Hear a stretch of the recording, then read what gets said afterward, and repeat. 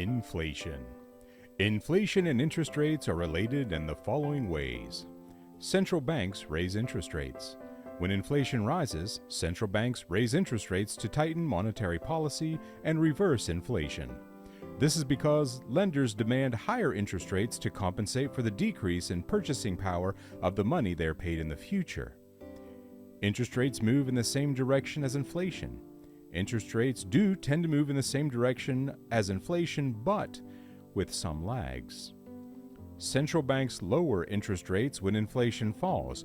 When inflation falls and economic output declines, central banks lower interest rates to stimulate the economy.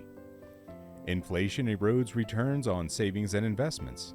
Inflation makes products and services more expensive, which reduces consumer purchasing power and erodes the returns on savings and investments.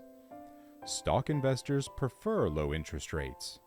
Stock investors prefer low interest rates because they translate to a low to moderate inflationary outlook. Investors monitor economic indicators. Investors monitor economic indicators like the Producer Price Index, the PPI, and the Consumer Price Index, CPI, to get a sense of inflation trends. And lastly, and arguably most important for this, bonds with longer cash flows are most effective. When market participants believe there is higher inflation on the horizon, bonds with the longest cash flows will see their yields rise and prices fall the most.